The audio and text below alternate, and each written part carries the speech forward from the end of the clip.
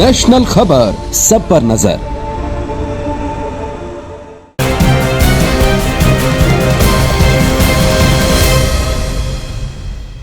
नमस्कार, नेशनल खबर का खास हेल्थ प्रोग्राम देख रहे हैं आप और आपके साथ मैं हूं भारती बघेल।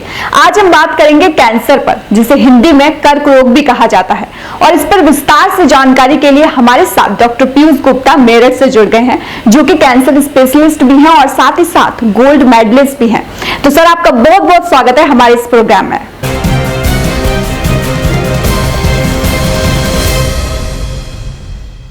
तो इसी के साथ मेरा पहला सवाल सर आपसे यही है कि हमने कैंसर के बारे में बहुत पढ़ा है, बहुत सुना है। कैंसर का नाम सुनते ही जिंदगियां थम सी जाती हैं। आपके हिसाब से कैंसर क्या है? कैंसर सबसे पहले तो एक बहुत खतरनाक बीमारी है। मैं कैंसर का स्पेशलिस्ट हूं और मैं लोगों से कहता हूं कि हाँ, आप कैंसर से डरिए नहीं, ये ठीक हो सकता है, आप ठीक हो सकते हैं। और मैं ये कह रहा हूं कि कैंसर बहुत खतरनाक बीमारी है। तो क्या?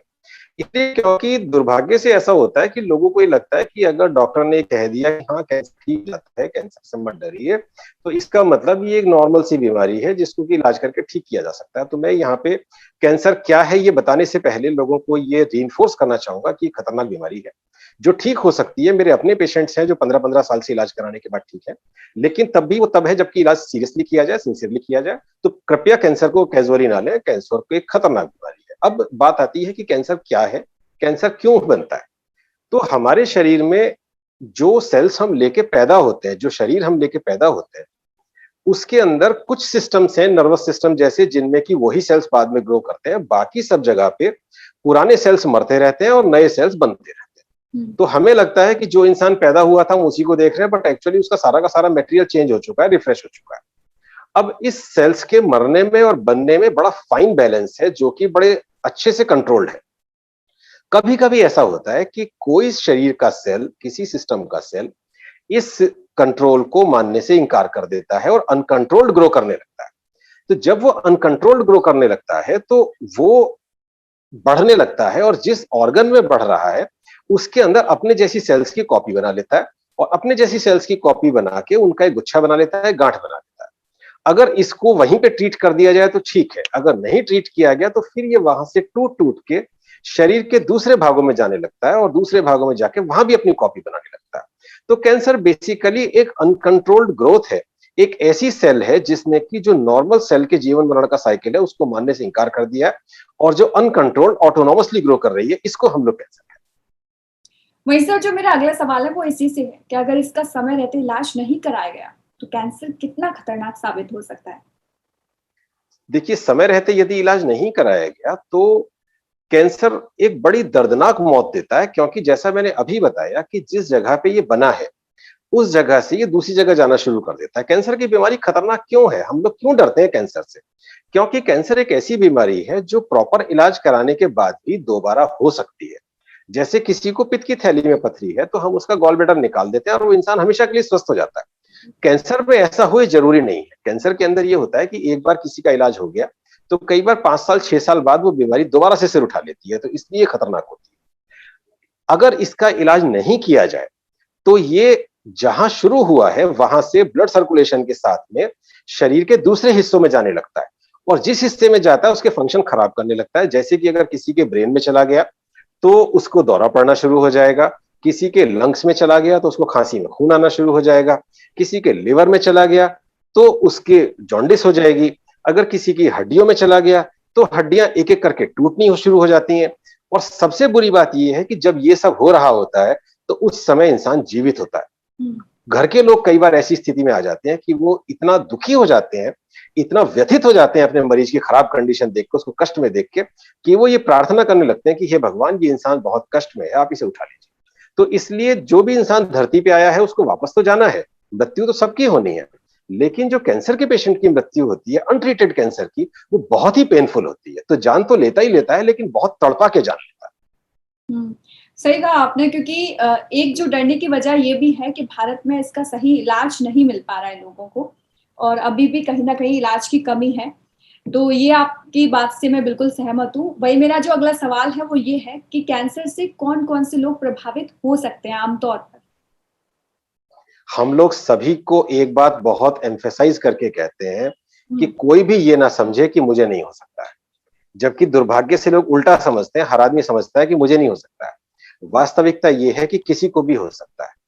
आज की तारीख में एक बच्चा माँ के पेट से कैंसर लेके भी पैदा हो सकता है। बहुत पहले जब हम लोग छोटे स्टूडेंट थे तो उस टाइम पे हमें बताया जाता था कि 45 साल से ऊपर के लोगों को रिस्क ज्यादा है। लेकिन अब कुछ हमारी अंडरस्टैंडिंग बढ़ी है और कुछ हमारा लाइफस्टाइल बदला है। अब स्थिति ये है कि किसी भी एज में आ सकता है। छोटे बच्चों के अंदर कैंसर होते हैं, इतने छोटे बच्चों के अंदर जो अपने माँ बाप की गोद में आते हैं इलाज कराने के लिए। पीडियाट्रिक कैंसर से एक अलग स्पेशलिटी है। तो बार बार मैं यही कहूंगा, कोई भी व्यक्ति ये ना समझे कि मुझे नहीं हो सकता है, ये मान के चलिए कि किसी को भी हो सकता है। हमें सबको सावधान रहना है। ये जरूर है कि हाँ, कैंसर आज भी, बेशक हमें लगे कि सारी दुनिया फैल रहा है, लेकिन तब भी आज भी एक अनकॉमन बीमारी है। लेकिन अनकॉमन होने के बाद भी इतनी सारे हमारे चारों तरफ लोग हैं और इतने तरह के कैंसर हैं कि हर आदमी को सावधान रहने की आवश्यकता है। वही टाइम की कमी रहते हुए मेरा आखिरी सवाल सर आपसे ये है कि कैसे पता करें, क्या लक्षण है इसके कैंसर के? देखिए, कैंसर के लक्षण पता करना बहुत मुश्किल नहीं है। हमारे यहाँ समस्या क्या आती है कि इन लक्षणों को इग्नोर कर दिया जाता है। जैसा कि मैंने बिल्कुल पहले सवाल के जवाब में आपको बताया कि अगर शरीर के किसी भी हिस्से में कोई गांठ है, तो जरूरी नहीं कि हर एक गांठ कैंसर हो। लेकिन अगर किसी के किसी हिस्से में गांठ है, तो जरा जाके एक बार डॉक्टर को दिखा लें कि भाई ये गांठ बनी है। वो एक बार देख के आपकी तसल्ली कर दे कि हाँ, ये खतरनाक नहीं है, और अगर खतरनाक है तो उसका इलाज हो जाए। कुछ कैंसर ऐसे होते हैं, जैसे हमारे यहाँ लेडीज में ब्रेस्ट कैंसर बड़ा कॉमन है। तो ब्रेस्ट कैंसर का डायग्नोसिस बड़ा आसान है कि अगर किसी भी लेडी को अपने ब्रेस्ट में गांठ दिखती है तो खट से बता देगी कि मेरी ब्रेस्ट में गांठ है। जो लोग तंबाकू खाते हैं, उनके मुंह में कैंसर होने का डर होता है, तो वो खुद हमारे पास आते हैं कि जी मेरे मुंह में जख्म है, इसको देख लीजिए। तो एक तो कहीं भी कोई भी अगर गांठ है या जख्म है तो हमें उसको लापरवाही नहीं करनी है। इस गांठ के अंदर, इस जख्म के अंदर एक चीज जो मैं एम्फेसाइज करना चाहूंगा वो ये है कि ज्यादातर पेशेंट्स हमारे पास, अभी जैसे आपने कहा कि भाई हमारे यहाँ भारत में रिजल्ट उतने अच्छे नहीं मिल पाते हैं, उसका कारण ये है कि हमारे यहाँ पे लोग तब आते हैं जब बीमारी बढ़ चुकी होती है। आज ऐसा नहीं है कि सुविधाएं नहीं है। भाई, जो महानगर हमारे हैं उनमें तो कैंसर के इलाज की सुविधाएं हमेशा से ही थी, लेकिन अब इस समय टीयर 2 टीयर 3 सिटीज में भी मेरा कहने का अच्छे, मतलब ये था कि अभी भी जो कैंसर का इलाज है वो इतना सक्सेस नहीं हो पाया है, लोग डरते हैं। हाँ, उसका कारण यही है। उसका कारण यही है कि लोग हमारे पास एडवांस स्टेज में आते हैं। तो जो चीज मैं कहनी चाह रहा था वो ये है कि ज्यादातर लोगों का कहना ये होता है कि जी गांठ थी लेकिन इसमें कोई दर्द वगैरह नहीं था, इसलिए हमने इस पर ध्यान नहीं दिया।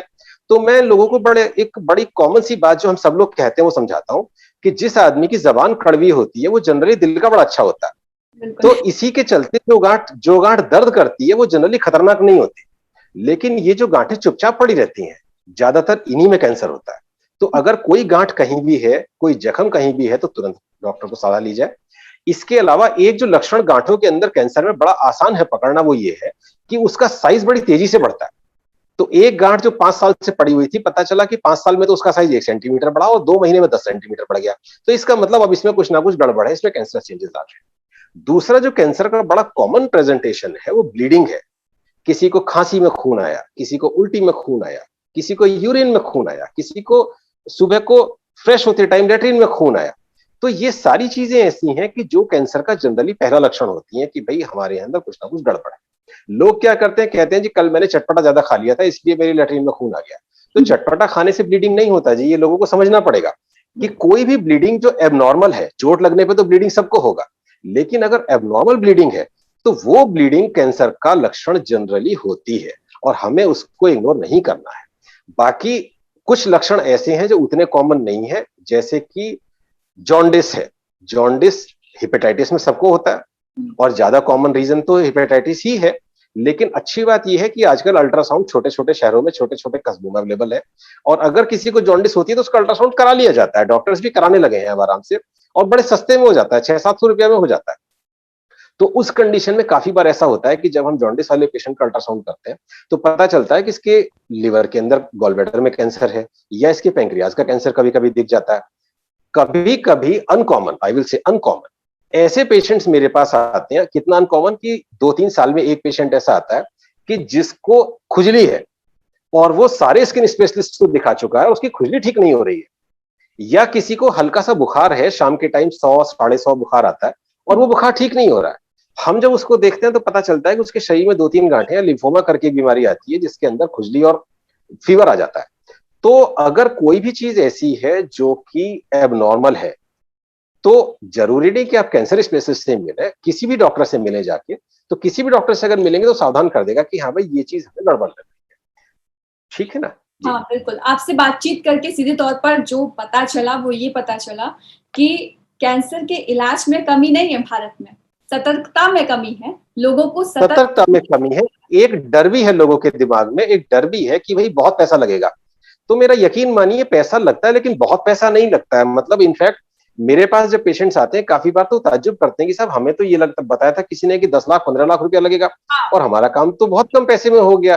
तो ऐसा नहीं है कि हर एक बीमारी के इलाज में 10 लाख 15 लाख रुपया ही लगता है। और पर्टिकुलरली अगर हम अर्ली स्टेज में चले जाते हैं, इनफैक्ट उल्टा होता है कि जब गांठ का साइज 2 सेंटीमीटर है उस टाइम उसका इलाज कम पैसे में हो सकता है, और जब उसका साइज 10 सेंटीमीटर हो जाता है तो इलाज महंगा हो जाता है। तो ये लोग घबराए नहीं इस बात से।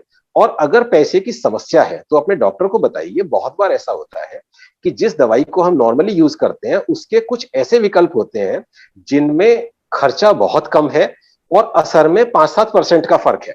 तो अगर किसी को पैसे की दिक्कत नहीं है तो हम चाहते हैं कि 5-7% का बेनिफिट भी ले लिया जाए।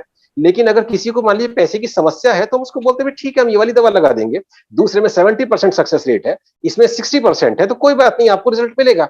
तो जो भी कुछ है डॉक्टर से मिलने में सकुचाए नहीं, डॉक्टर से मिले और अर्ली स्टेज में पकड़ पाएंगे तो ठीक हो जाएंगे। और जैसा मैंने कहा मेरे पेशेंट्स हैं, ऐसे पेशेंट्स हैं जिन्होंने की अपने अपने अपने बिजनेस संभाले हुए हैं। मेरी एक पेशेंट है जिनको की इसके हरियाणा के एजुकेशन मिनिस्टर ने सम्मानित किया था। मेरे यहाँ ऐसे लोग हैं जो अपना 10-10, 12-12 साल से अपना इंडिपेंडेंट बिजनेस चला रहे हैं। तो कैंसर को ये मान के चलना चाहिए कि ये बुरे सपने की तरह है जो आएगा और चला जाएगा, लेकिन शर्त सिर्फ ये है कि सही समय पे सही उपचार करा लिया जाए। बिल्कुल। आगे इसकी रोकथाम के लिए हम किसी और इंटरव्यू में बात करेंगे। फिलहाल इस जानकारी के लिए आपका बहुत बहुत शुक्रिया सर। धन्यवाद, नमस्कार।